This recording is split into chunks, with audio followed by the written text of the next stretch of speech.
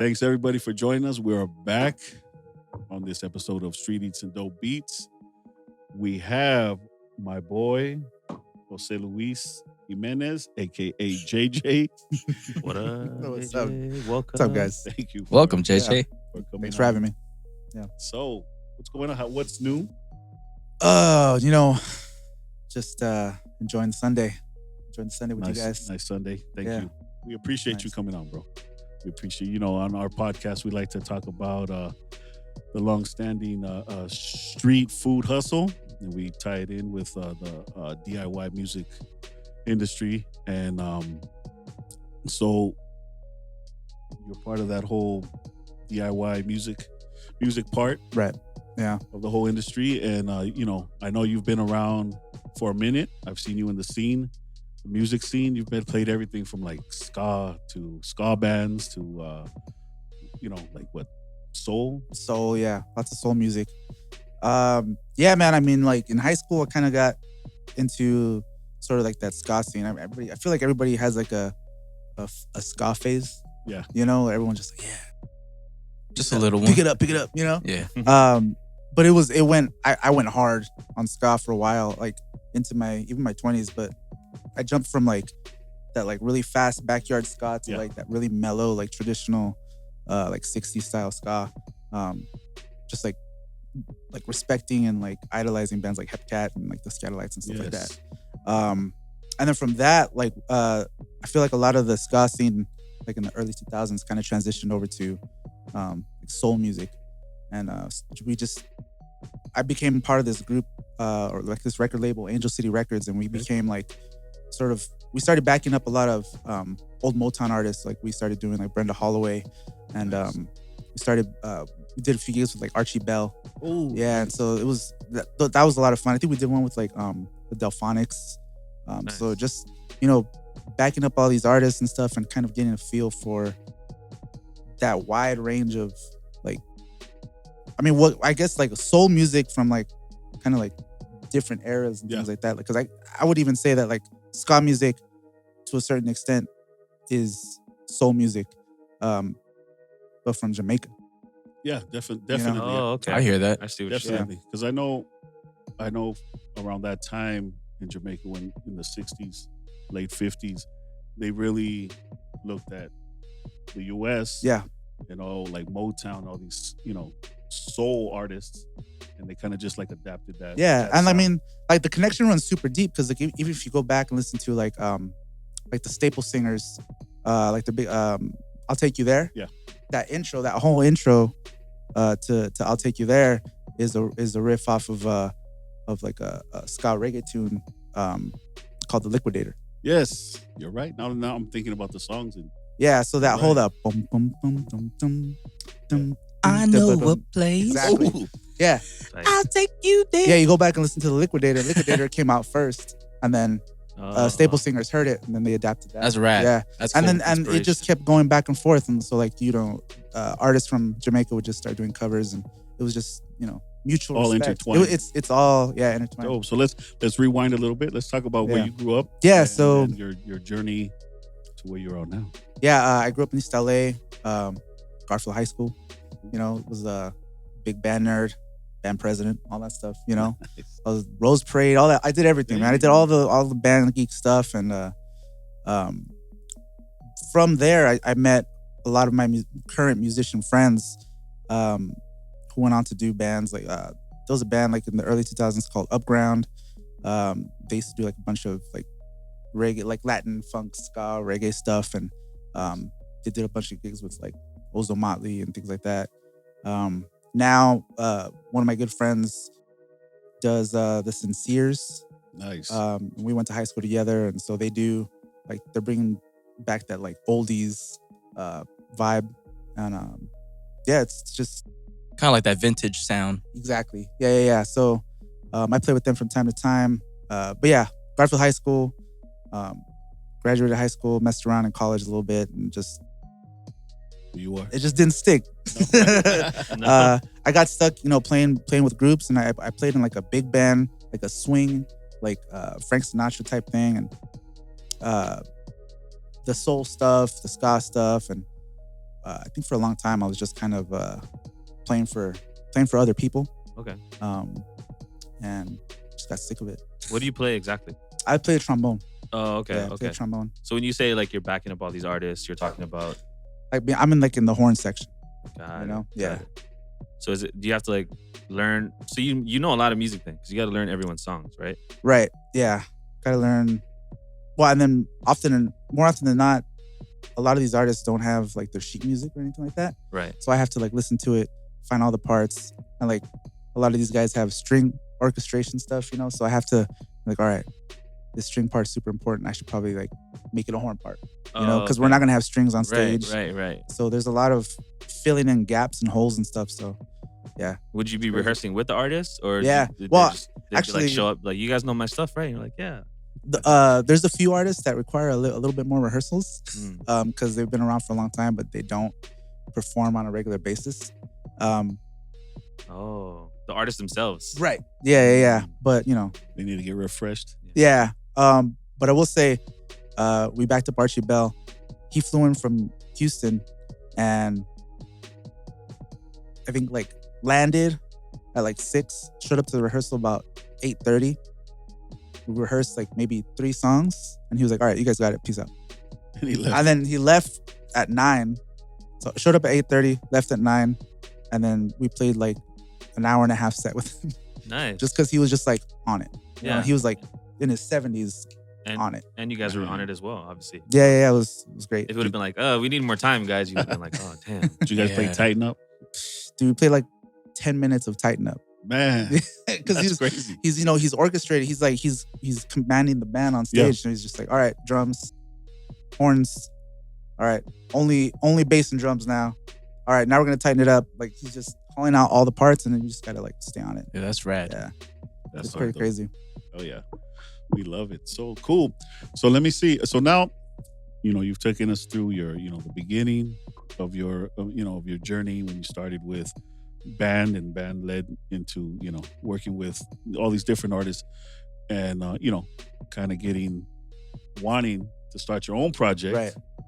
And how has that transition been? Because now you let's talk about your new project. Right. So, yeah, like I said, it was just kind of like I get to a point. I feel like a lot of artists who, I feel like if you just like do a lot of collaborations, it's fulfilling to a certain point, but you don't have like the time or space to do like your own thing. It gets really frustrating, and I think that's where I got to. Yeah. I had also like gotten to a point where I had plateaued as far as like my instrument capabilities. And so like my musical capabilities, where I was just like doing all the same stuff over and over, where I was just like going back to like what I knew. And so then I was like, all right, well, I got to change some things. So I went back to school for music, like composition, performance, and stuff like that. Came back with a bunch of new knowledge, and I was like, I'm gonna like take a step back from like these backing up people and being part of like these other bands like as my main thing, and that's gonna be like my side thing now, and I'm gonna focus on like my own music. And so that's where I'm at right now. Yeah, it's difficult, man. It's Nice. hard. It's hard because like I have a band now that I'm in charge of, and I kind of have to be the bad guy and like say like, all right, you're definitely playing this wrong, and you need to stop. Because you're like composing everything, and you're bringing in a band to play live? Yeah. So records that we hear, are the bands recording with you as well, or? Yeah. So everything that I record on my own. I play like the horns, the guitar parts, the bass parts. I record all that stuff on my own, and then I bring in people who are better than me to like record the actual versions. Got it. Yeah. Okay. Yeah, we just had that conversation not too long ago. But I was asking him, how does he feel now that he's like the head, the main dude of the outfit? Like, how does it, managing other musicians with a sound that's your sound in your head? You know how you wanted it to sound, how you wanted it played, and it's like, how do you keep everybody in a sense like corralled and on the same track so to speak. Yeah. And like, keeping it to giving them that liberty to like do their thing, but at the same time keeping your sound your own. Like that must be a little Yeah, it's a intense dance. sometimes. It's a dance, man, because like all these people are my friends too, so I don't want to disrespect what they're doing. But I also want to give them the space to like free up and like have their own input. Yeah. So it's the whole, it's crazy, man. Yeah, that's crazy. JM Kim, how do you deal with it? Because I know when you're in the studio, do you like when artists come out and do their thing and you're recording them or whatever, like do sometimes you have like a different ear and you think, well, maybe they should change something, or you just let them go and be like, I'm gonna record it, comes out how you. It depends on the situation, because it depends on what hat I'm wearing at the time. If I'm wearing a producer hat or if I'm wearing just an engineer hat, the relationship I have with the artist, my role in that song.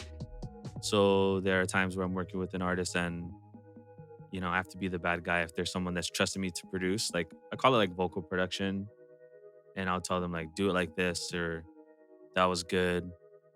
Sometimes artists will take it the wrong way if they trust me enough to like work in the studio with me and ask me for that feedback. I have to kind of feel out how they receive feedback before I give them the feedback, you know? But I'm also, I'm not very shy about just telling them like, that was good, but don't do that. Or, like do it like this. I mean, you can ask the homie Emron, he knows we work together all the time. I've had him do songs over and over, and I'll point out one word that they say, and I'll say it just like them, and they laugh. And I'm like, well, that's how you said it. Why are you pronouncing it like that? Like, say it like this. And they're like, okay. And it works. I like to just associate it with, like, I want to be like Dr. Dre, where you hear stories about Snoop saying, Dr. Dre made me do it 1,000 times. Like, Snoop, from what I hear, I can't say I know this for sure, but Snoop hates recording with Dr. Dre. Like, he'll be like, man, I don't want to go over there. Like, he wants it. Yeah. So perfection. Yeah, sometimes you got to be the bad guy, but that's more so when I'm like vocal producing or stuff like that. You know, I do a lot of collaborations as well when I'm making beats with other producers, and sometimes they'll be like, "Oh, you should do this, you should do that," and my style is very like simple, very like committed. I'm not someone that will like, let me lay this down and then try 500 different sounds and tweak this and nudge this over. Like once it's down and I get it, I'm like, cool, let's move on. Some people I work with, they're really like neurotic about it in a good way. Right. And they'll be like, yo, you should try this. You should try putting this delay and do this. I'm like, oh, no, it's good. And but not to the point where you're losing sleep over it. And then you're like, no. That line just needs to be completely done over again. Yeah. No. There have been times though, where I'm sure you've experienced this as well, where you've written something and maybe like it was okay, and maybe the artist you're working with or the session player or the band member laid it down, and you're like, okay, I'm not gonna really fight them. But then like you are like losing sleep every time you hear it. It's like and then you hit them like, hey man, I think we need to re-record this one part, and they're just like, I've walked away from a recording and listened to it over and over, and I'm like, gosh, we gotta do it again. We gotta set up another day. I would probably just say like, oh, you know what, dude, the file was corrupted. Can we do it over again? do it one more time. Yeah. That's probably what I would do if I were in that situation. That would be great. A lot of the stuff that we do with my homie from the Sincere Joe Q. Yeah. He records the tape. Oh, wow. So we got to go back. Very analog, very old school. Yeah, we got to go back and like, all right, we recorded the horns on like one mic, so we got to go back and do all the horns, which we actually had to do with one of my tunes. We went back, we recorded all the horns on one song, and we brought in this trumpet player who I had never met before, and we came in, we did the horns, they sounded great, and he says, I don't know, it's kind of missing something. Yeah. And I was like, excuse me? like, what was your name again? But then I was like, but then I was like, that was my ego saying like, who is this guy? He doesn't know who we are. You know? Right. But he was right. Like, he was absolutely right. And I was like, all right. Interesting. I got to check. I got to check myself, and I need to have, once in a while, I need to have those like outside perspectives to let me know like, this doesn't quite slap as much as you thought it did.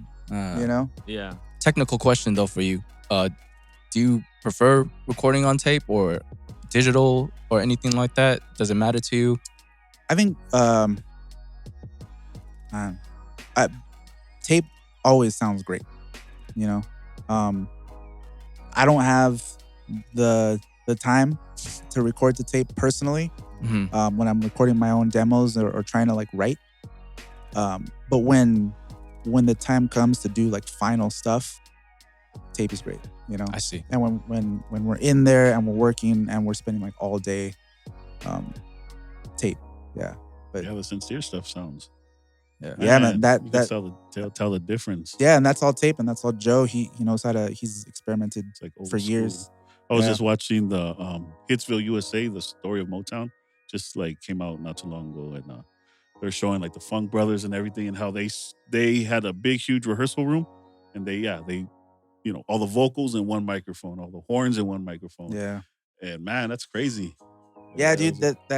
Those old techniques, man. They work, but they're tough. Requires a lot of work. They're tough. I Yeah. can imagine. Yeah. So let's go back. How was going back to school? Going back to college, because me and little JJ were blessed to go check you out in one of your last performances. Right. And man, that band, they had, what do you guys have, like a Latin? It was like a Latin jazz thing, yeah. They were freaking, man. I was like sitting down, I was like, man, these guys are badass. Yeah, dude. I mean, it's crazy because like I'm a certain age and the kids, you know, going to school are going to school for the first time. And so I'm there and I'm seeing them make the mistakes that I made my first time around. And like, part of me is like, I should probably say something, you know, but then I'm just going to be that old guy telling you what you should be doing at like when you're 19, you know, and you're not going to listen. And it's tough. It's hard, man. And it's hard, like seeing these dudes who are like 20, 21 and they're just like killing. And then I'm trying to be killing, but I don't know if I am, you know? And I don't know if like, I don't know. It's just a weird vibe, you know, like with when the age difference is like so apparent, you know? No, but you killed it. Me and the JJ were like, man, he was getting down. I'm gonna post. I'll post. I still have a couple of video clips of JJ playing, and I'm gonna post them. But everybody, percussion was on point. Yeah. The dude, I don't know, I forgot his name. The one that was playing the trumpet, man. Yeah, that guy's awesome. Raging. And then that's the guy. Woo, that's the guy who's like in his. I think he just turned 21 this year, and he's like he plays like he's been playing for like 30 years. And yeah, he had like a solo, and I think it was it when you guys did Oye Como Va, or one of the middle end songs, and his solo blew me away. Yeah. Blew me away because I was like, damn. He's just like crazy ass like little white kid with like crazy salsa chops. Yeah, big time. Yeah, he can play salsa like nobody's business. And then he sang a song. The end song. He got down, man. I was like, this dude. He sang a traditional Cuban song. Yeah. Wow. He got down. That's cool. And your instructor too, he was doing a little two-step up and down while he was conducting you guys. I was like, yeah, man. It's crazy. Yeah, but yeah, man, school's I mean, it's weird. Like I feel like school is great for some people and then like unnecessary for others. Like you find your success without it or with it. And for me, I reached the point where I was like, I need this. I need this right now, you know? Yeah. Was it like through like music theory or certain like figuring out certain things throughout? Yeah. Like, for you as the reason why you went to school?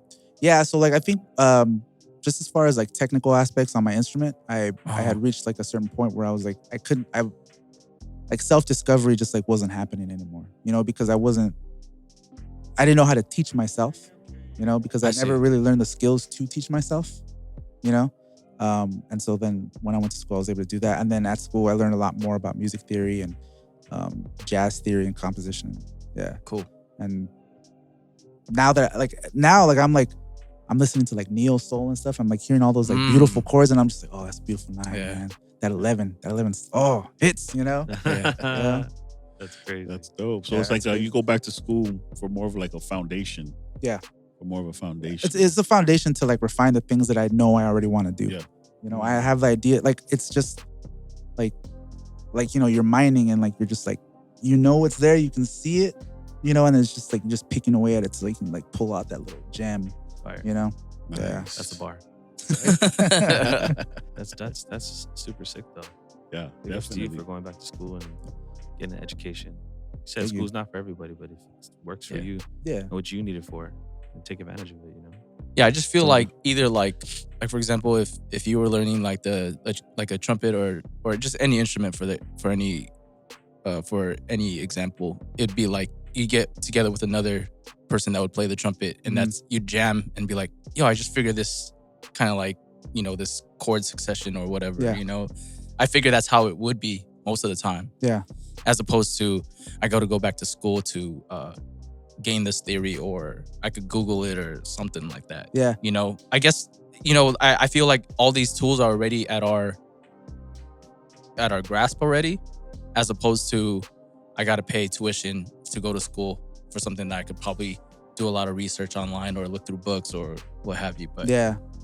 that's just, I guess it depends on Right. who it And is, that's right? yeah, and like that's not a wrong way to do it either. Like I think for me is I was just like I needed somebody to like kick my ass. I You see. know? You know, I needed Yeah. somebody to be like, yeah, no, you're doing it wrong. You know? So like finally get to the point where I was like, all right, I think I'm doing it right now. Cool. You know? Yeah. Dope.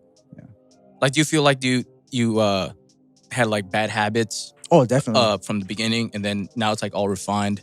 I feel like I'm still rough, but I feel like also it's always being refined. You know, I see. It's never. I feel like music is like a tool that's never as sharp as you want it to be. You know, and like you're just every new discovery sharpens your tool, but also gets you to no point where you're like, all right, this is a new thing I need to cut. Cool. And I'm not quite there yet, so I need to get there. Dope. So let me ask you, does growing up in East Los influence your sound? Because I know, like, man, back in the day, it was, you know, that whole, you know, brown-eyed soul, Right. you know, that East Los soul that's just a, you know, a sound that distinctly came from East LA. And you know, could probably be a whole genre in itself. Yeah. Yeah. So how does that, like, how did those bands or that sound influence you, or did it influence you? I mean, like, I could go down a list of bands that I used to love that are from East LA. And I would say that, like, my music, man, it's hard to put into words. Like, I want to respect everything that everybody did. I don't want to sound like what everybody's doing. But I also don't want to, like, lean on, like, I'm a band from East LA. You know, we're a band from East LA, you know, because Put it's yourself in a box. right. Because, like, no disrespect to anybody who does that, because, like, I feel like there's like a certain level of respect that you have to have for the place that you're from, and like there's a certain level that you have to have of musicianship to be able to be like, yo, this is us, this is where we're from. But I just feel like that's like not what I want to do. But at the same time, there's also this like double thing where I do. No, yeah. I do want to do that. You know, I do want to pay respect.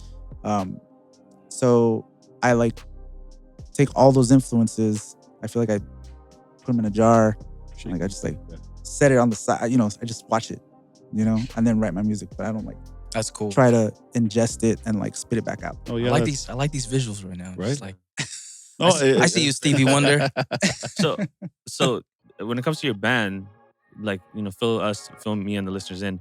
Do you guys have a vocalist, or is it instrumental stuff? It's all instrumentals. Okay. Yeah. How do you feel about like the place for instrumental music in today's music? Has it always been that way in your genre, or do you feel like now is like the time?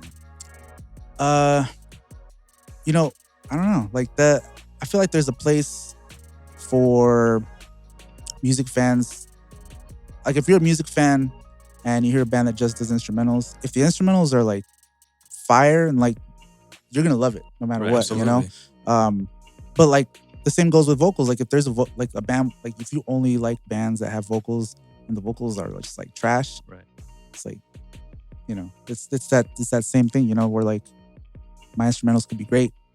And I just reached this point actually where I was thinking about all the stuff that I've been writing. And I'm like, is this stuff like just for me? You know, or am I making stuff that like people are gonna be into? But yeah, I feel like there's always that space where people are gonna show up and be into it. Like, there's like tons of bands that tour, that do great instrumental stuff. Like, there's the Budos band, on Daptone, and there's like the Menahan Street Band. They used to back up Charles Bradley. So all these bands that like do this instrumental stuff, and it's hot. You know, it's like it's a party every time. You know, so I think there's definitely like that the people that look for it. Yeah. You know, and if it's good enough, it'll like convert people to like, I gotta find more of this stuff. You know? Yeah. And have you noticed that, especially online with like streaming and like, you know, playlists, that there's been more of a lane for people that do instrumental only stuff? Oh, absolutely. Yeah. Yeah. I feel like I feel even as kind of like evil as Spotify is with like their payouts and all that stuff, it kind of brought back like that whole like that MySpace thing where you could click on one artist and then all of a sudden like, oh man, look at all these other guys that these guys are into, you know, and like just find you can just go down the rabbit hole of relatable tracks, you know, and stuff like that, and it's just like this crazy world, you know, especially for the instrumental stuff, you know, like I've listened to like you go to like the Budos Band and you'll find like El Michaels Affair, you know, Menahan Street Band, the Midnight Hour with Adrian Young and Ali Shaheed Muhammad, and it's just like there's instrumental vibes. Yeah, you know, like super good, it's crazy, man. Vibes. Yeah, it's like curation. Yeah, and I feel you. So let's talk about like the Spotify and like the payment thing, because you brought that up. I want to get your feedback. So a lot of people, as you guys know, are not complaining, but they're saying on how Spotify and the payout system is like super low. Explain that though. How hard? Explain like how much. So as an artist gets. As my understanding, it's less than 1 cent per stream. So if you get like 1 million, you know, like streams, depending on your splits and if you are collecting all types of royalties or not, you're making between like 25 and 4,000 per million streams. Which if you boil it down per stream is like less than a cent. So people are just like, you know, wow, this band had 1 million streams and they only made 4,000. And they compare it a lot to like, well, I don't know if there's anything to compare it to because it's such a new platform. I compare it to radio. So I just want to get your feedback on that, because I have a lot of people that they look at that as like a bad payout system. But just what's your thought on that? Yeah, that's tough. I feel like if we're being completely honest, I don't think anybody's going to be relying on Spotify as their mainstream of income. Facts. You know, like unless you have a huge amount of right. streams. But even then, like the biggest artists, you know, like you said, like a few million, you know, streams comes out to like maybe a fee for like if you're at that level, that's your Postmates for the week. Yeah. You know, something like that, you know? I think people are also underestimating, help me guys, are underestimating how much 1 million stream is. Overestimating. Because big bands they're getting billions of streams. Right. I have like half a million streams and I'm nobody. So you're somebody to me, JMK. Thanks, man. I just wanted. Me too. I was just waiting for you guys to say that. Can we talk about? No, I'm just kidding. Where it's just like, 1 million streams is a lot, but it's if you're at the level when you're getting, you know, you're touring and or even not, if you're just making stuff, it's. I don't want to sound like optimistic, but it's not that hard to get 1 million streams. In my point of view, as someone I'm an instrumentalist, I'm on some of those, you know, like Spotify playlists. I worked very hard to get on them, but I think that it's not a lot. But you're right though, not to cut you off, but like you're not gonna live off of your streams, right? Now is being on Spotify? Is it like an investment? Like, do you put up a lot of money to you know display your music, or get to that point where you know you're getting payouts, or is it something where it's just like you upload your music and then you just let it go and hope for the best. And hope for the best. Everything is an investment. Like it doesn't cost anything per se.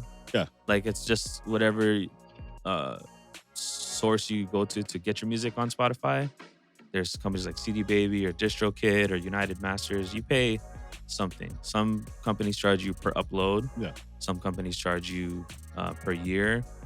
And then with that exchange, you get a royalty payout, you know? So I think that is a great investment. But I know a lot of people that say it's $20 a year for a distro kit. They're uploading music, but they're not even making the $20 per year off of their streams, which that's like a separate issue, I feel like.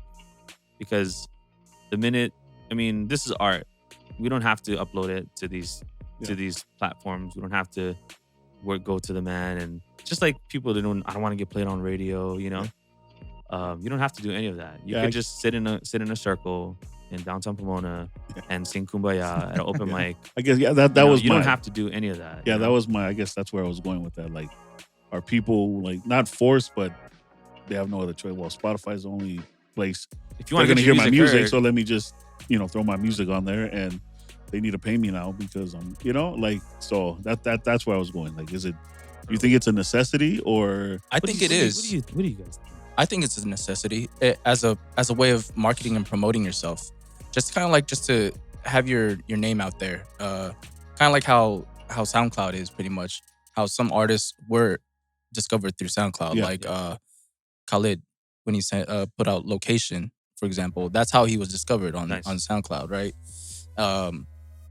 I think Quesero, shout out to him. He told me that him, Khalid, and I forgot the other artists, but they were all like featured SoundCloud artists or something like that at one point, and Khalid just took off. Mm-hmm. So that's one way his name blew up through those kind of avenues, as opposed to say you posted up at in front of like a Walmart trying to slang your CDs, or down Sunset just trying to sell your CDs. You know what I mean? So I feel like it's now that music is easily attainable. I think it's a great way to get your music out there. Period. Because like, so for example, like you watch certain TV shows or whatever's on Netflix, and then you're just like, yo, I never heard this song before. Like, that's cool. Like how I discovered El Michaels Affair through Chef. Movie Chef, right. The whole like, yo, the Wu-Tang thing. The Wu-Tang, the whole 36 Chambers. Like I was like, dude, I need this. And I came across it at Amoeba. I was like, fuck yeah. Like, so, I wanted to pull it, and you like, fuck yeah, fuck yeah, gold, man. No. I want to do the same thing when JMKM releases something like that. Ooh, what? Make that.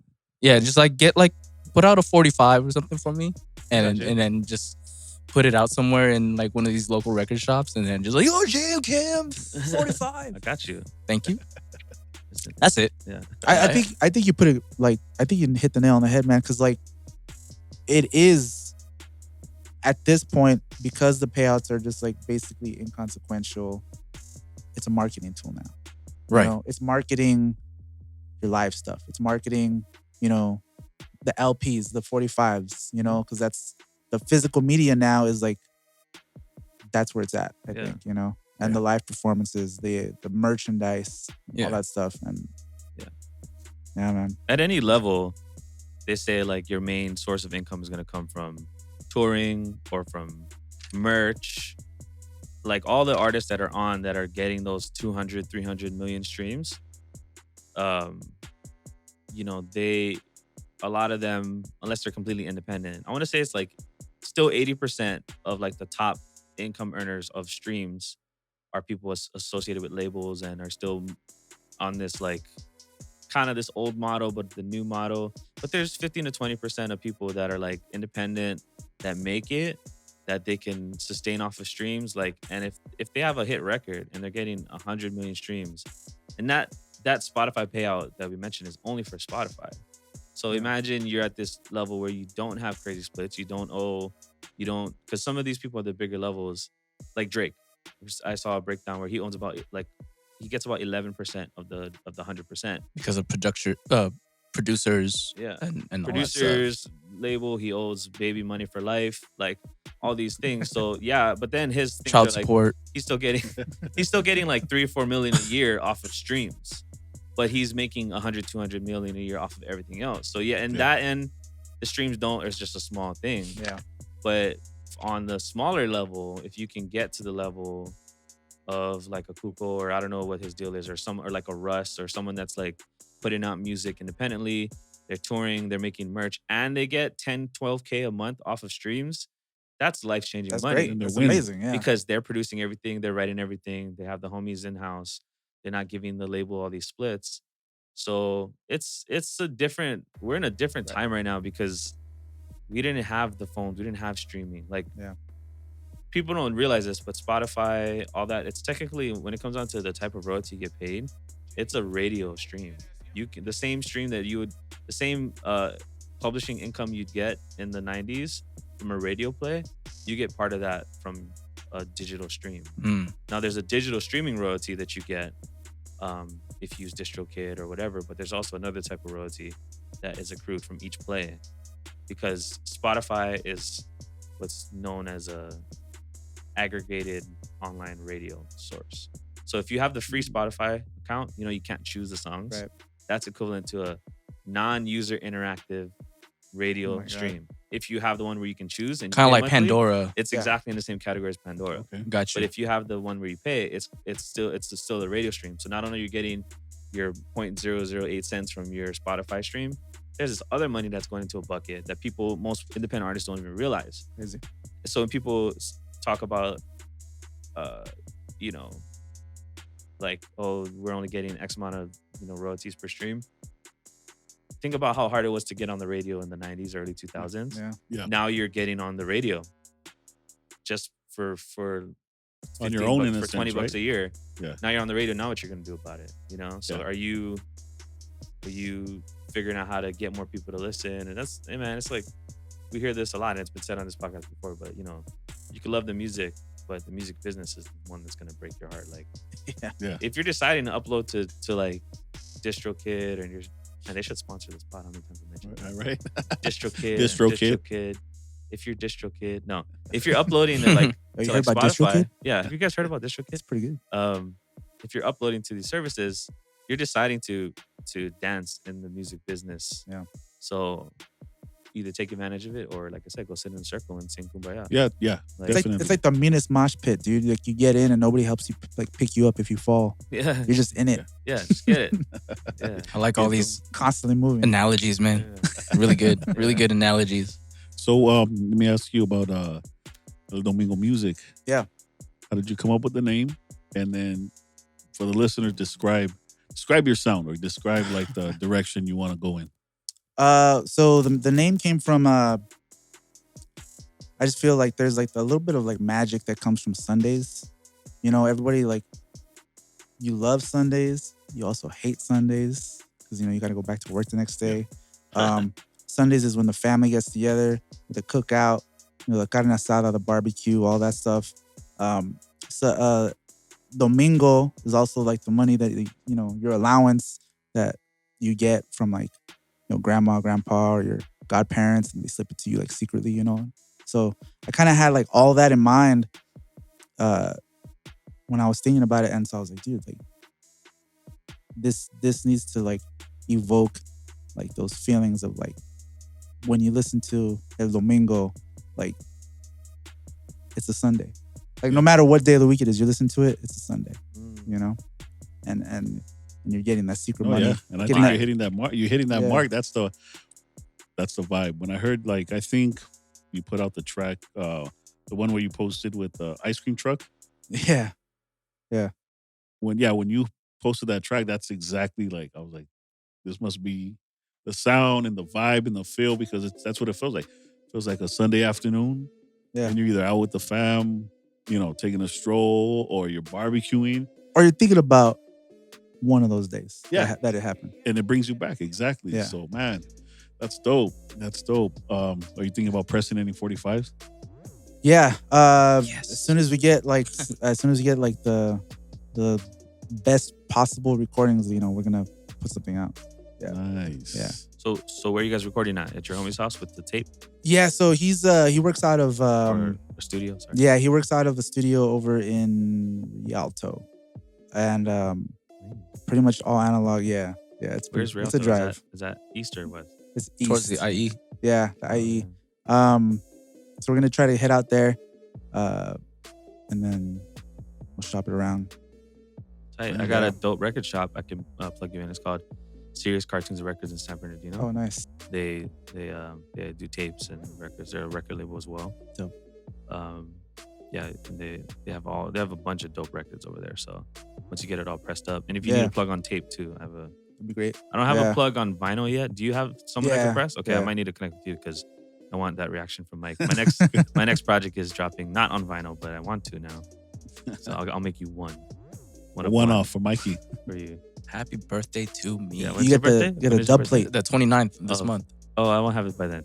What's your birthday next year? The 29th of next year? Yeah. Okay, cool. I'll have it Thank by you. then. Just kidding. what about the year? Early release. Just make it for Christmas. Yeah. Fuck it. That's great. So now let's switch gears for a bit. Let's talk about. Let's get into some food talk because I know JJ and your lovely wife Jessica. You guys are foodies. You guys like to go out and eat. And We like the food. and partake.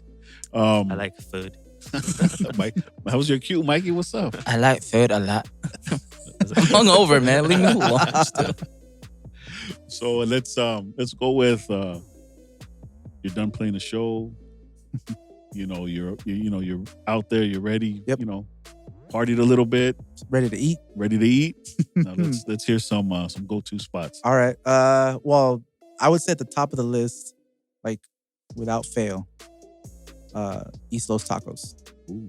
Yeah, East Los Tacos is a spot in between First and Cesar Chavez on Ford, and they are there Thursday through Sunday from 5:30 to 2 a.m. Man, he knows the schedule. What? No man, look, these guys super consistent. Yeah. Lengua, all the classics. That's my go-to. So Lengua. Nice. But yeah, that place is like our go-to, like after show. Actually, I was playing a show with the Slackers. I was super sick.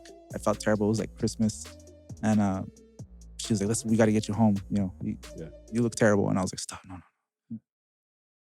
Let's go get tacos."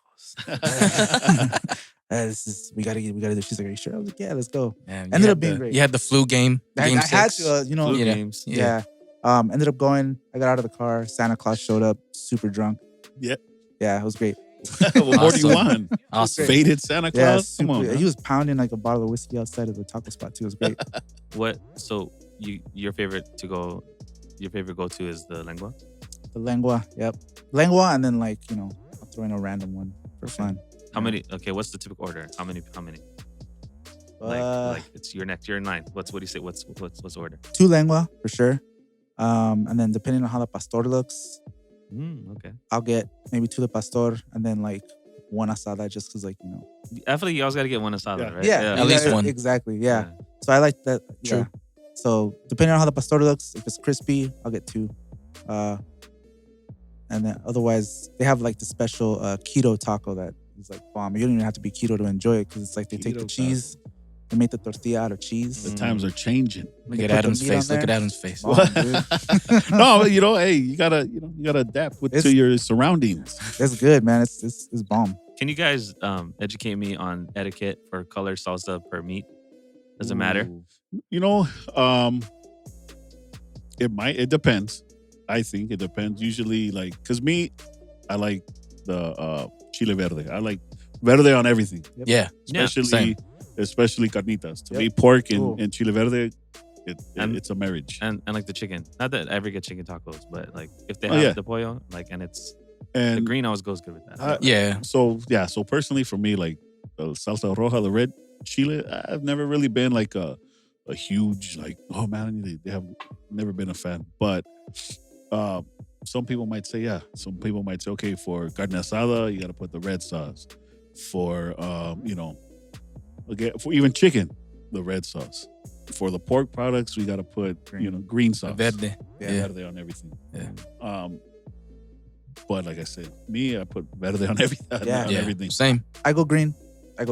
Buche, verde. I'll go green, then I'll throw some red if I'm feeling Christmassy. Red and green. I don't It's an know. aesthetic, bro. I feel like a lot of I have no idea places, why I said that. Feeling Christmassy.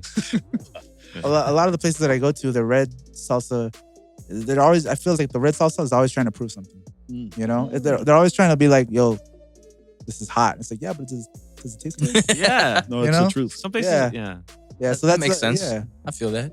I Verde remember- on everything, though. I remember I went to a spot by my old high school when I was in high school, and they did the same thing. rather chile, chile rojas, right? Dude, made my ears ring. Like I was just like dizzy because it was so. I couldn't even I think I had a traumatic like, experience just like enjoy you. it no more. Right. Because it was so like insanely hot. I was Yeah. like, this is fucking whack. Yeah. No, I remember sitting Dude, on the my toilet. was on the floor. All Came out the same way it came in. It's brutal, man. Fire, Yeah, bro. fuck that. I was like, fuck that. It was blast off. Verde all day. But then Fuck sometimes- that. Sometimes don't they try to sneak you with like some places the green will be the hot one, No, that too. Yeah, definitely. and they'll be like, what? They'll throw in like habanero in there, and you'll see like random little bits of orange because of the orange yeah. habanero. And Yeah. then you take one bite, and it's like Done. it's over with. If I could, I wanted to highlight one more spot. Do it. I was about to ask you if there were any more spots. other Yeah. spots, just in case Nah. you had like a rotation Well, I mean, of places. this spot, just I want to keep it thematic, for El Domingo, for like a good like maybe 1 o'clock. You don't want to start the barbecue. You head out. Cinco Puntos in East LA. I think it's on Cesar Chavez and Lorena. Yeah. Oh man, that place. The carnitas, ridiculous. Tortillas, always handmade. The salsas there's not like that conversation about the red salsa, non-existent at this place because every single salsa has a different flavor profile and does not overpower anything in any way. The pico de gallo has the cactus and nopales in it. That's just like fire. I love that. And you have like you can order 2 tacos and like you're done. They're good. Yeah, they're good Yeah. size. Yeah. How much for one taco? I don't know. I think it's like 250, maybe 350. It's not bad. They're pretty massive. They've been consistent for like. I used to go there when I was younger than JJ, and we lived on Western. So you figure going from Western, going all the way down to the East Side, like my pops were simple. Yeah, my grandpa were simple. We used to go every Sunday before the Ram games, before the Dodger games. We used to go pick up menudo and some carnitas and buche from Cinco Puntos. Yeah, man. That's Wow. exactly what I wanted this morning. I love wanted menudo. carnitas. Yeah, you guys gotta Yeah. check it out. I like the Bomb. small. I like the place that have like the small tacos. You can just murder like 2 bites. Oh. Be like, let me get 6. 10. Let me get 10. I What hear else? that. Any other spots? Uh, How about other than tacos? Like, Other what's than tacos, yeah, jam. All right. All right. Well, how about pop-ups? let's go pop-ups. Pop-ups. East Los Musubi. Isos Musubi, obviously. Yeah. Those guys You are pretty know? good, I heard. Yeah, all right. Oh, Well, this concludes our podcast. Thank you. No, JJ. yeah, obviously, Isos Musubi, and you're muted. killer. Super amazing. And Ace Barbecue. Ooh, Yeah, shout out to A's Ace Barbecue. Barbecue. We got to have you Uh, guys on the podcast. Definitely. Yeah, those guys, man. I've known them since high school. And they started doing barbecue maybe 2 years ago, I think. Cool. And it's like Mexican inspired barbecue. They got their barbecue sauces like tamarindo, mole sauce, mole barbecue. Damn.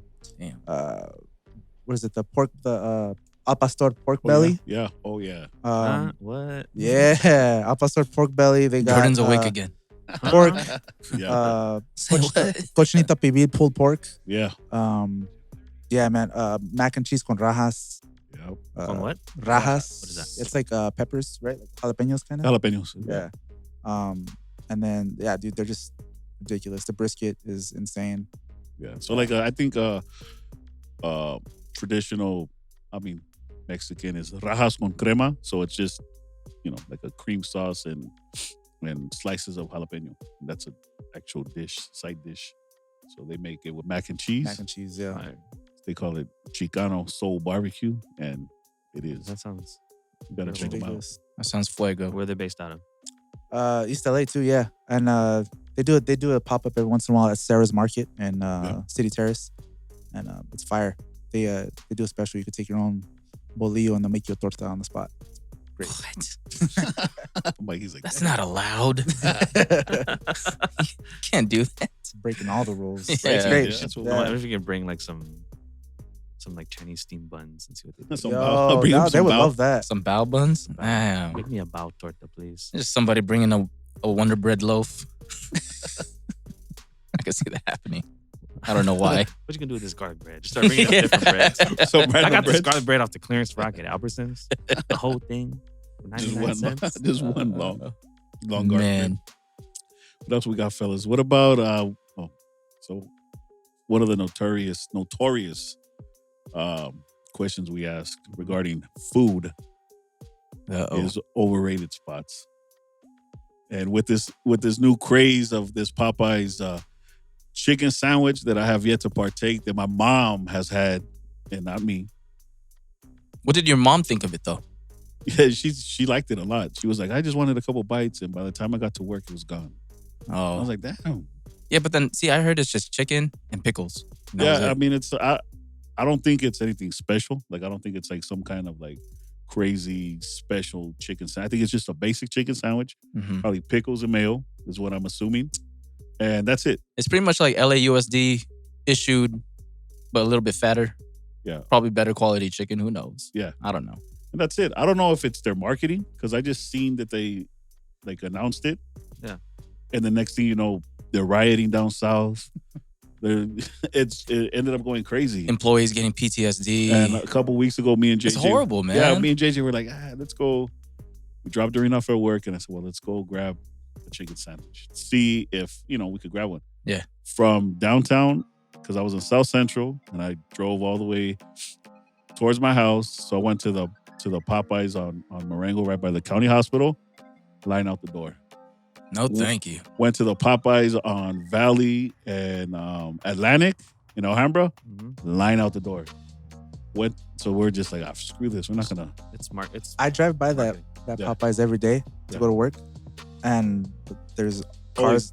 cars in the parking lot like before they open.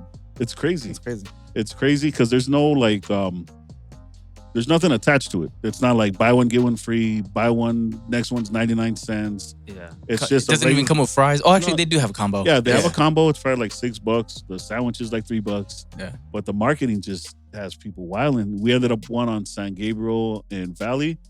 Cops were in line. The line was out the door.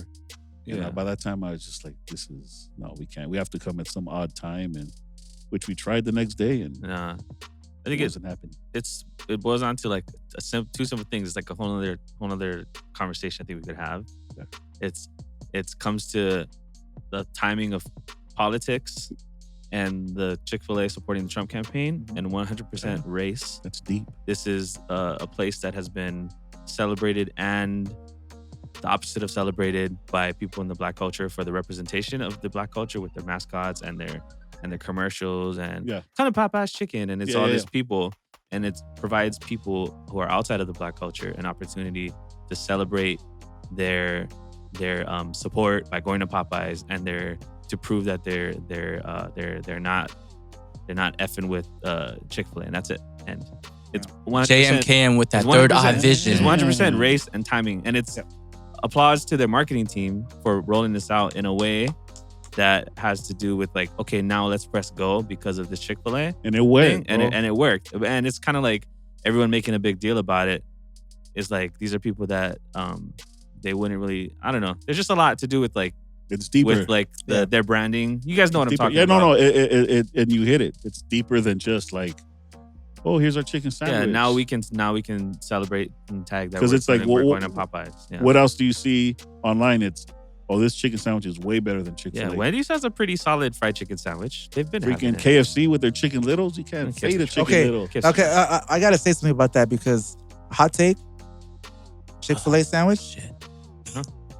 It's Thank you. It's fine, maybe. Yeah, it's just a chicken sandwich. At best, it's okay. Meeting adjourned. I think if you talk about chicken sandwiches and then like the fast food, or if you work in the fast food industry and you don't like that term, they'll call it quick serve restaurant. Quick serve, yeah, quick serve. Shout out to Narik, that's cool, who works for Taco Bell corporate. But yes, chicken sandwiches on the fast food, like are they ever any good? Like I guess Chick-fil-A is kind of like the Wendy's. So you know how Wendy's is like, hey, we have this beef, it's never frozen. And you can go to a place and get a chicken sandwich, and a lot of times it's like a frozen. Sometimes it's even like as bad as like the McChicken kind of style chicken. I think now everyone's finally doing like chicken breast, and so I think it's a different. I would say before, like it was different. I would always say you don't compare it to the same as like the typical fast food chicken sandwiches because they don't freeze their stuff or whatever it is. I don't know if it's frozen. I don't know, but I just think it's like apples and oranges compared to most. Like you don't compare Chick-fil-A to McChicken. Right. No, not at all. You know, it's like Yeah. it's literally a different type of chicken. Yeah. JMKMWOKE. I'm not. Woke. I'm the least woke person. So No, whatever statement you just said about the whole thing and like how it ties to Politics and race. the politics and the race and everything that's going on in the political climate and anything that would upset people, like you know, the kind of culture that everything's playing in right now. You just nailed it pretty much. Opportunity. That's a great dissertation letter. I mean, I hope you become a Dr. JMKM soon by that, you know. Dr. Dre MKM. JM. Dram Cam. So aside, well, you just said Chick-fil-A is kind of like whatever. Do you have any other? Yeah, was that your answer? Sorry. Yeah, I was totally we like, just went on a random. what's overrated? By the way, race, politics, Stay woke, Chick-fil-A. motherfuckers. we all stand up and start ranting. Chick-fil-A Did you just do it? does not care. Yeah. He did. Yeah. I'm gonna kneel right now, but you won't be able to see me on camera. Just see your forehead. Yeah. So back to our original question. Yes. I'm sorry. Bring Do back the you- Chicken Little. Bring back the Chicken Little. Chicken Little was fire, bro. I Yes, love chicken. That's just their little chicken sandwiches. Yeah, Yeah, from just KFC. a little They sliders, don't yeah. have them anymore? No, Oh, they took okay. some places don't. You might find like a random like KFC that still has Yeah. them, but for the most part, I remember I was driving around one time when I was like maybe 12, 13 with my mom, and she's like, you know, I'm gonna stop at the KFC and see if they still have the Chicken Little. We went to one, they didn't have it. She's like, fuck it, we're leaving. Well, she's like, you know, I'm gonna try this other one. We went to another one. She's like, oh my God. They have the Chicken I think Little. They have them in Elmont. Yeah. So They have the one with the Cheetos on it. Yeah. now, too. I saw that one. Yeah. That one was crazy. yeah. That's crazy. So what's another overrated spot to you? We talk about Holland Rays. Sure. Let's talk about Helen Ray's. Yeah. I have thoughts. Yes. I have thoughts Go about on. Holland Rays. Another fried chicken sandwich Yes, place. fried chicken sandwich. If you're not Yeah. familiar. Yes. I waited. I did the whole thing. It's like a 2-hour wait. What time were you there? What time did you get there? So you got to time it right? Because I woke up, had breakfast, did a few things around the house, maybe for about an hour, and then I went. So I waited. I got there at about 11, and I ate at about 2:30. Yikes. Did you bring Nutri-Grain bars in your pocket? No, I just brought a book. I was just reading my book. My wife was reading her magazine or whatever. We tried to stay off our phones because everybody in line, they're just like taking pictures, selfie. Waiting I'm at in line. Holland Rays. 1 hour later. Yeah, Still here. Still here. Yeah. So we're in that. We did the whole thing. We waited, and we did hit that wall where we're like, damn, this is ridiculous. Is this gonna be worth it? This is gonna suck. We got there. We're gonna take it to go, but then a few spots at the counter opened up. We sit down, and they're super friendly. They're super welcoming, very inviting. They're like, hey, what'd you guys order? This. All right, cool. I got you. Thanks. Do you guys like pickles? Here's some free pickles. Do you guys like collard greens? Try these. Hey, check this out. This is from the chef. He just gave you a big ass chicken wing with some cheese on it. Try it. It's bomb. This is why you're waiting? This is while we're waiting for our food at the counter. Okay. And they're giving us like all this stuff, and they're talking to us. They're asking us where we're from. Customer service is like top notch. We ordered one sandwich and some chicken strips. We're gonna split the sandwich, try the chicken strips, different heats, so we try out all that stuff. I tell the guy, cut the sandwich in half. And he's like, all right, cool, I got you.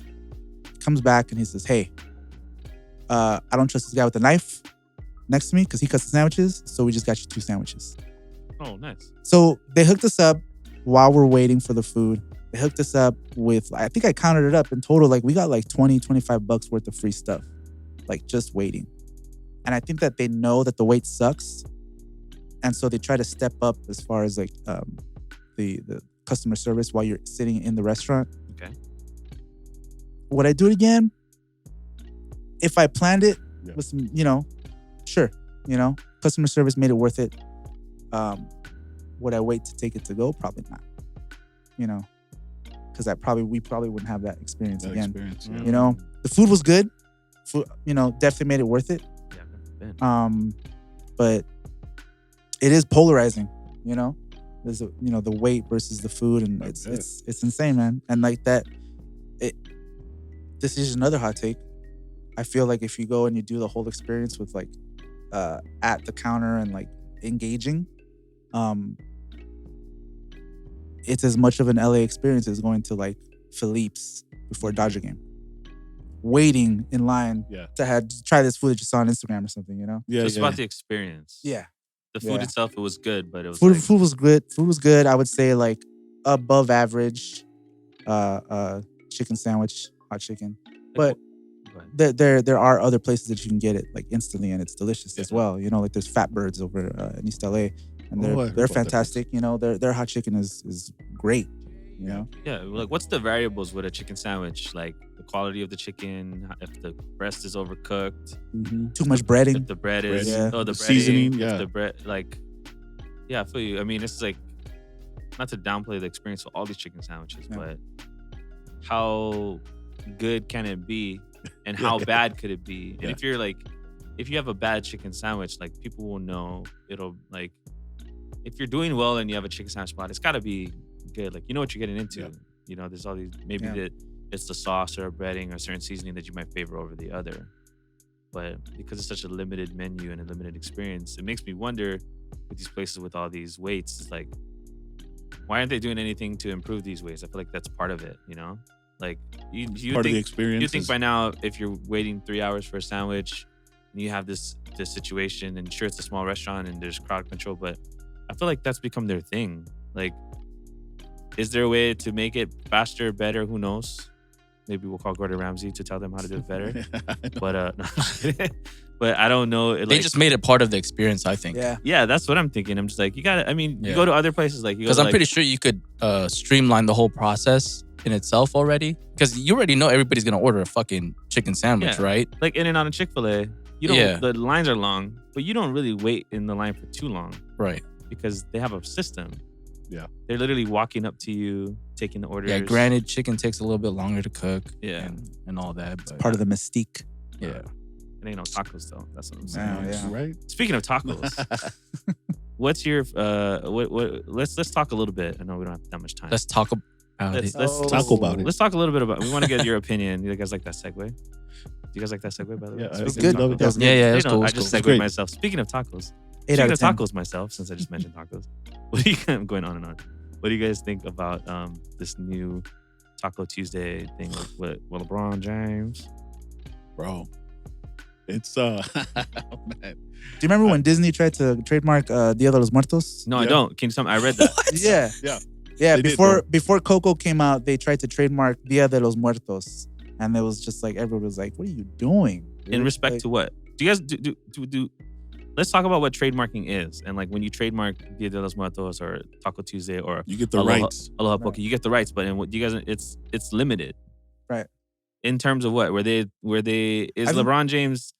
Is he trying to trademark Taco Tuesday and you can't use it on your menu? Is he trying to did Disney try to bar people from sales, or was it related to like merchandise? Like first of all, LeBron James isn't even eating real tacos. Right, hard shell. What's up, motherfucker? Anyway, You continue. ain't Kobe. Right?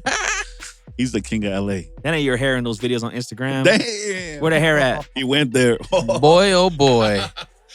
You ain't Michael Jordan. This ain't Space Jam. I'm just kidding. I have no opinion. See what happens when you're a transplant from Ohio and come to Los Angeles and now you want to trademark Taco Tuesday. You were King James 8 months ago. Now you're just a transplant, LeBron. Yeah, you're a transplant, homie. I'm just kidding. I know. I don't actually think any of this. I read. I hope he brings a championship. Let me see. Please just win, LeBron. No. Win a championship, we'll talk about it, okay? Maybe.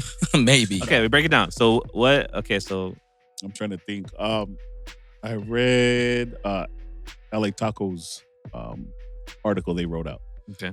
And then I looked more into it. I'm gonna pull it up. Yeah, I looked more into it. So I guess his LeBron James, his attorney or his team or whatever, they filed papers to trademark Taco Tuesday. How did this leak though? I don't know.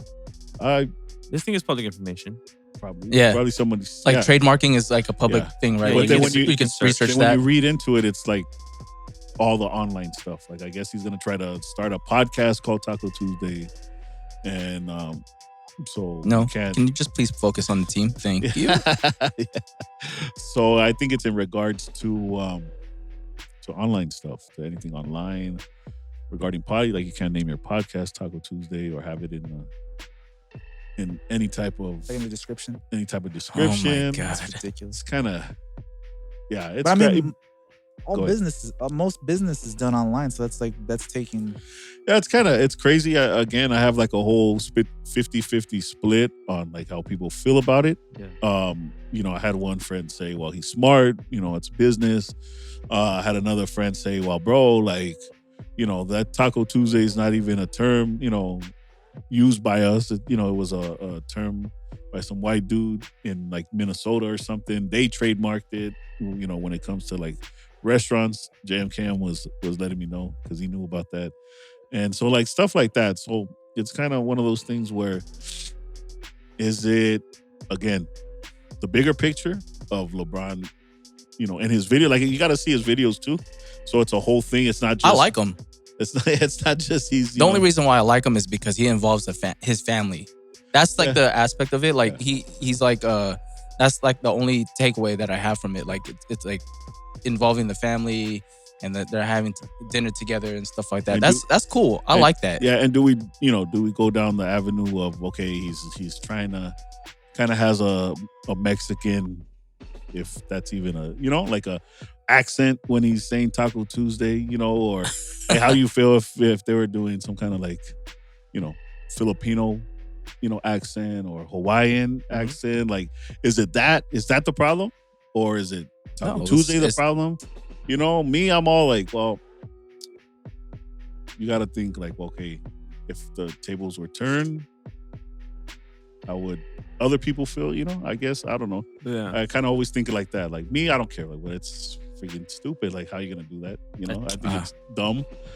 But at the same time, like, what do we, like, is it strictly a business thing? There's multiple conversations to be had because one end is like the term Taco Tuesday and the whitewashing of a culture. Yeah. Of taking this dish that's a traditional dish and turning it into something and then sensationalizing it for marketing Taco Tuesday, And then the other conversation is I think that we need to have, and I think we can start since we have a platform and this is something that people are going to listen to, is that we need to understand fully like things before we like talk about them. Yeah. And to like we were talking earlier, like what is it? Is we can't use Taco Tuesday like online or something. It's not I'll read exactly what the patent says and then we'll go from there. It says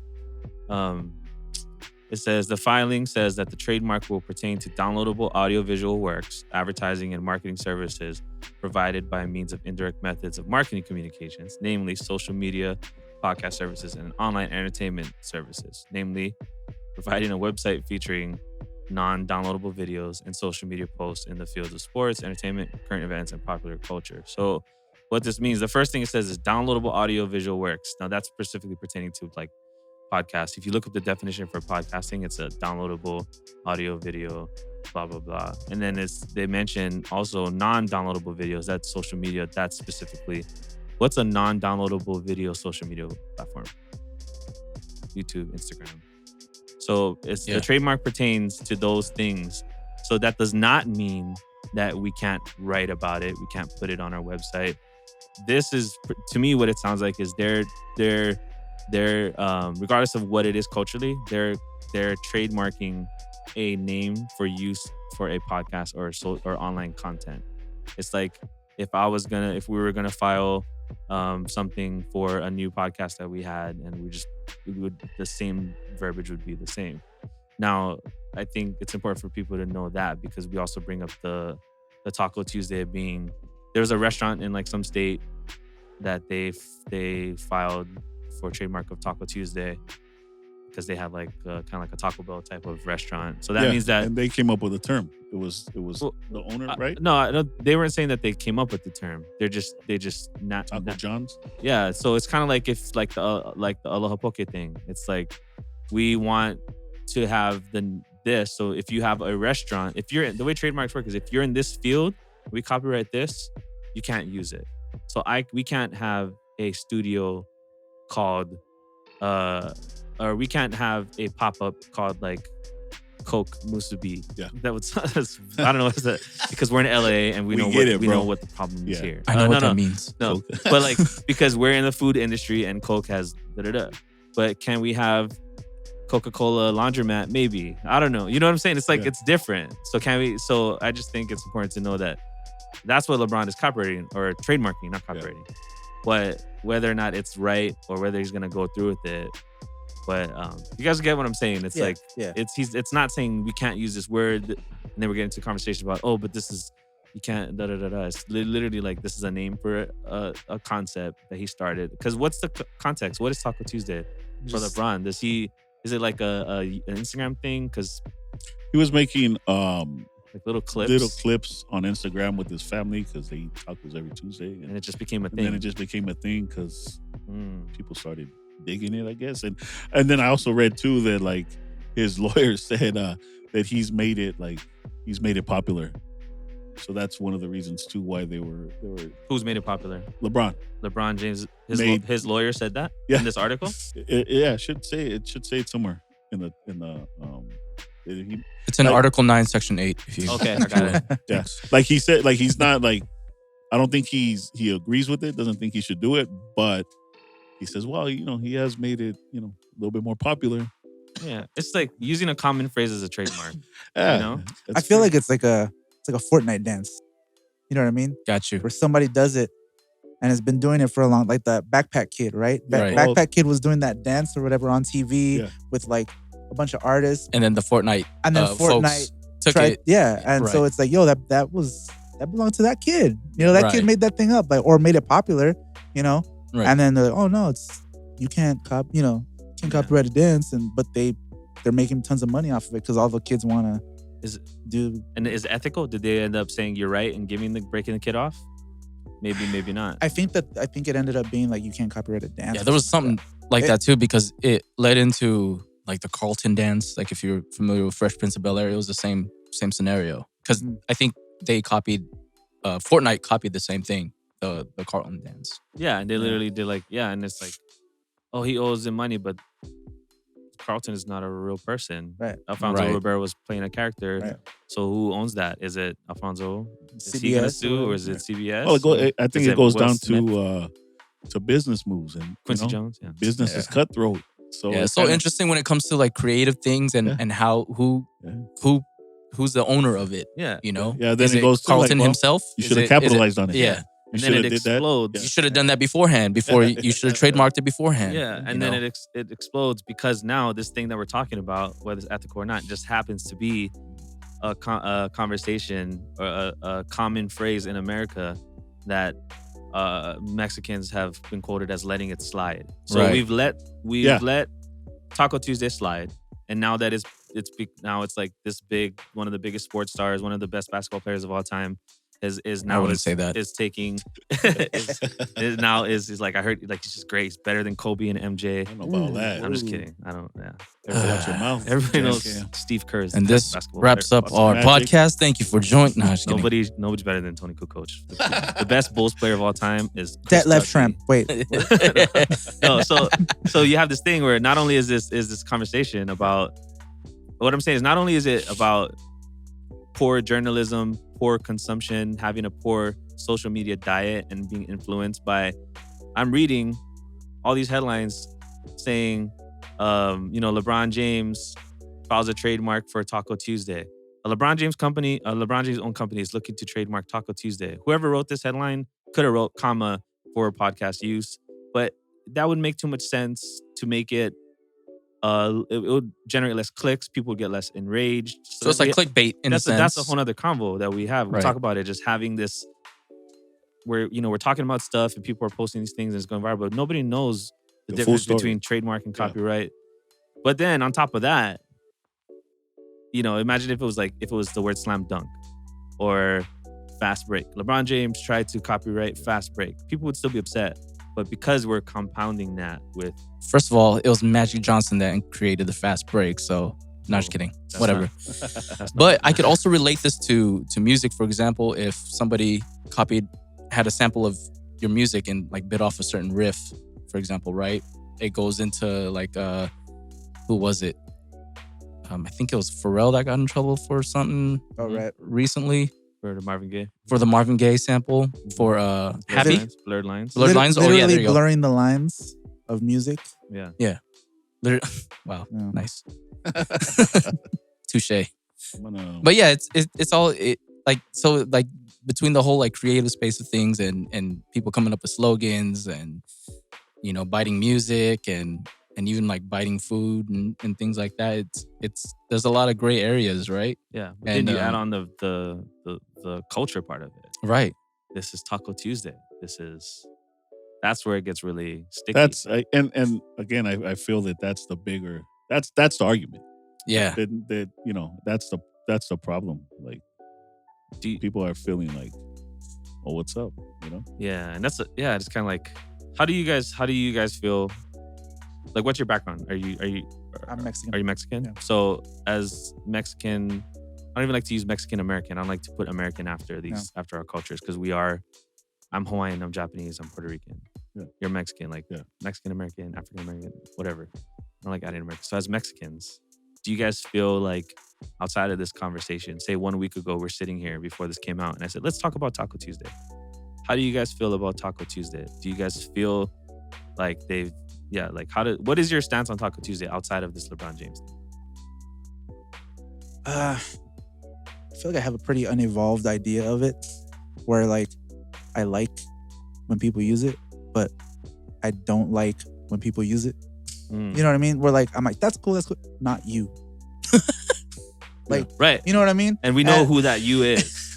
And it's definitely. like, and so like when LeBron James was doing it, I was like, that's cool. Like, Right. he's having a good time, enjoying Taco Tuesday. Yeah. Not like you said, not really tacos. Yeah. He's got the hard shell, which whatever. But I get it. There's But- there's a pass. Mm-hmm. Yeah, Right. and No, definitely. Well- the copyright thing, that's rough, man. It's rough. There's definitely feelings of like, man, you shouldn't be doing that. You probably shouldn't be doing that. Right. But I get how it's a business move, Yeah. and He's not gonna do it. They're gonna fix this. I guarantee it. Well, They could be like, No, that wasn't my yeah. intention. My and bad. in LA, in LA. in Yeah. LA, like, come on, man, you just got here. Yeah, he's from Ohio. My representation of like tacos before I got here is what is on his t-shirt where it says Taco Tuesday. Is what That's I crazy, order yeah. the hard And shell. I bet you for a lot of people, for action. That's what tacos were to me. because me personally, I've never really used the term Taco Tuesday. You know what I mean? Like, Yeah. like I've never. I don't know if it's it is. It's a newer thing. I want to say within the last, I don't know, few years maybe, that it's really been like people hashtag Taco Tuesday, It's a marketing Taco thing. Tuesday, deals, at certain places. But I've never been like, oh, it's Taco Tuesday. We got to eat taco. You know what I mean? Like, Yeah. it's Also, Right. I feel like anytime I think of like that term, those two words, I picture like a Margaritaville type restaurant, Yes. like in Huntington Beach, Acapulco. Yeah. with like a bunch of dudes just like El with like the Torito. neon shirts, like just like yelling, Taco Tuesday. like do some Yeah. shots, Tuesday. bro. I Taco think of happy Tuesday. hour. I think of 9 to 5. I think of America. Taco Tuesday. I think of America. Yeah, exactly. America. Yeah. America. Because So- like that's not how we consume Yeah. tacos, Like no, exactly. that exactly. we consume tacos like there's not a designated day. Yeah. Yeah, We there's don't not, a, consume- there's not a designated day. Yeah, We've been on the street eating them. yeah. You know what I'm saying? Like we've been at the taco trucks ordering tacos. We've been Nothing new over here, man. at the corners ordering them when they had a duck from the police or so exactly. So it's like me personally, I'm just like this dude. You know what I mean? Like Yeah. what the heck is he doing? And also not to go like it's not like deeper, but also stuff like that. I feel like, well, if we do that to your culture, like how would you react to it? Like me, LeBron's being LeBron. I also understand that when you're at his status and you do certain things, then you have to protect yourself from people trying to sue you for everything. Mhm. So at the same, to flip the script Good in point. a sense. Good point. Yeah. To flip the script in a sense, like if he started using it, or what if other people started using his likeness Yes. to promote Taco Tuesday? Like you see a restaurant like shoot a clip of him, Taco Tuesday, and then but it's promoting their stuff, then okay, then it's like, well, you're using That's a good him Mm-hmm. to promote your business, To market your business, yeah. and no matter how many millions and billions of dollars you're worth, you still don't have the permission. You know what I mean? Yeah. So like I understand that, but my thing is I always go back to like, what if we did something that reflected your culture and try to like, whether it's a trademark or we act a certain way, or you know what I mean? Like and that happens. That's yeah. It's called hip hop. yeah. So yeah, no, I mean Everybody wants to be black, bro. So when black Yeah. people do stuff like that and their intention is in the right place, there's a pass involved. If it wasn't LeBron James, Yeah. think about it. Who's a famous white basketball player? Yeah. Like Crickets. who's Larry Bird. if Larry Bird was in the league now and he did this and he came at this news, or who's someone now? Like let's talk like who's a Well, I mean, coach like Steve Kerr. yeah, he's I mentioned probably yeah. like If, more if of Steve a- Kerr was like, "Hey guys, I'm coming up with a podcast. Talk like this. This is Yeah. my impersonation of a Steve Kerr."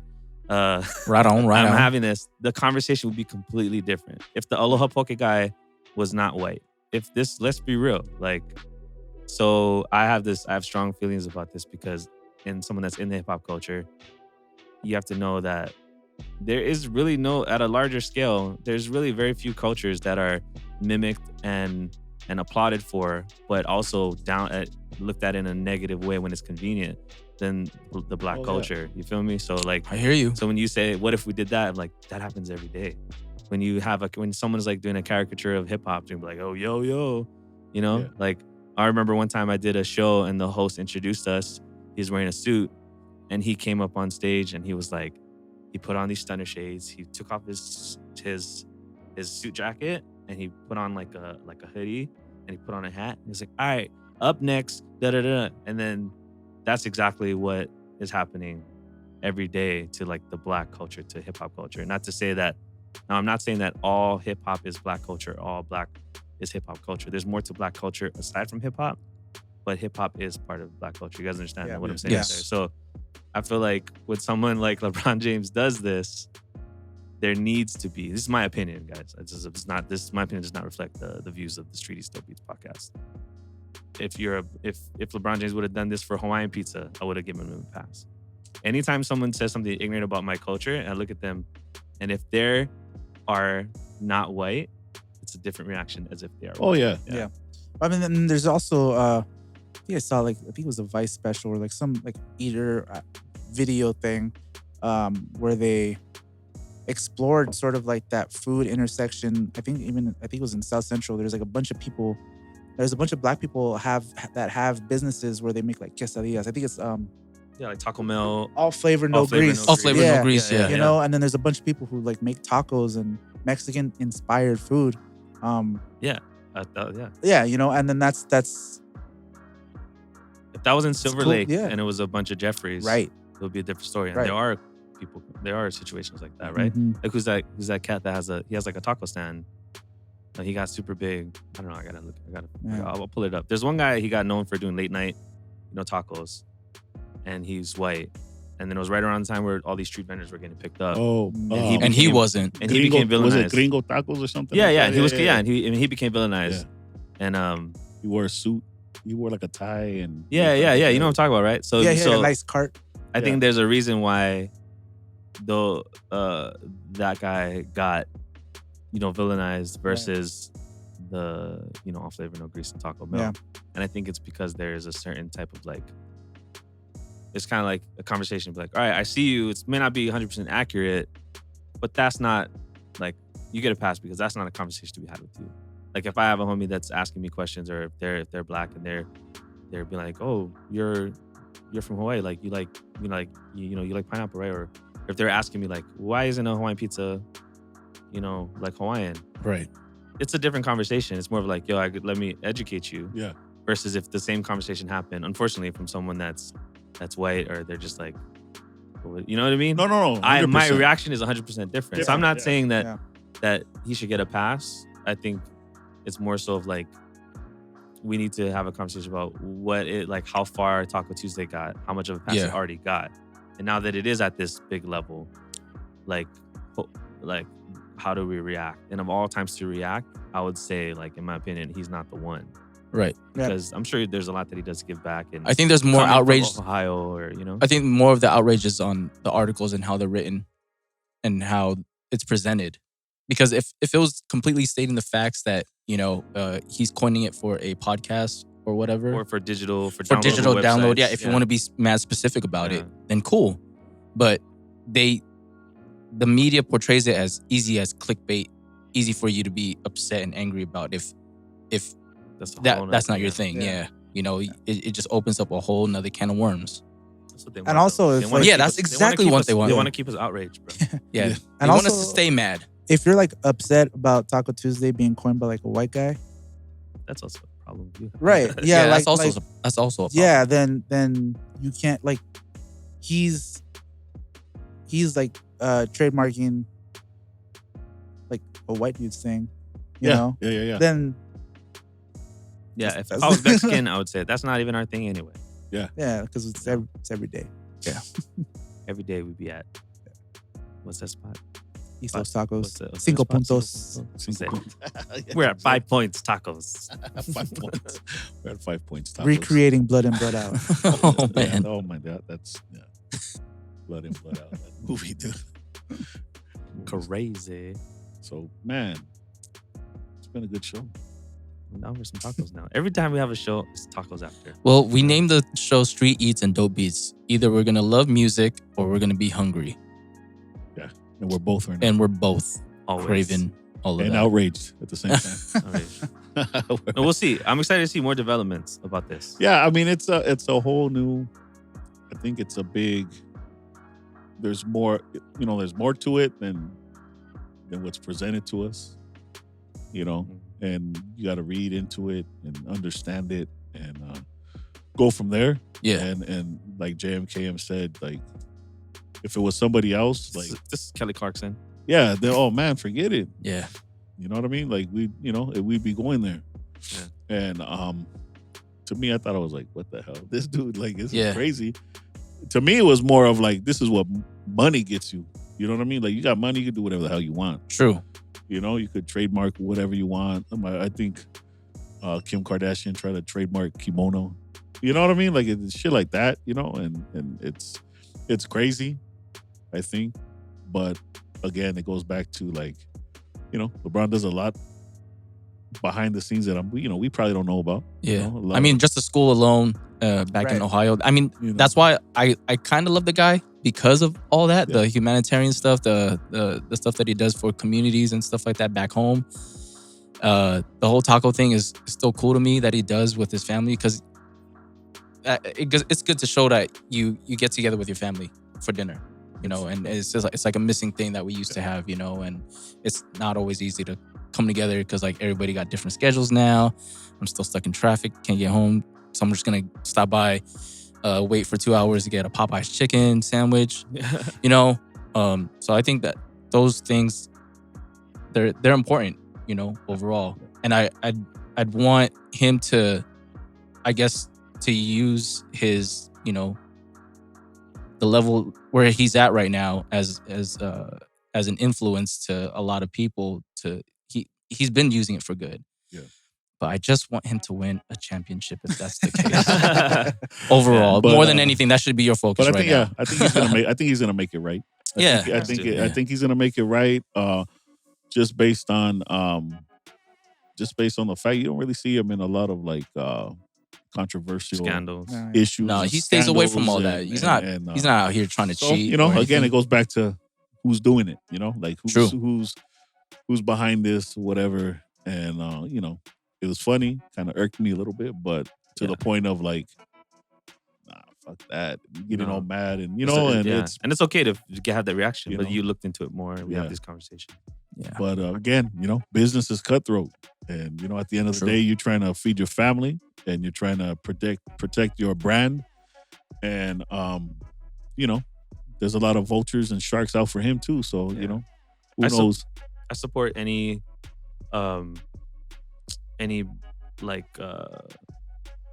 pushing forward of a black, like a positive black person, male figure with his family.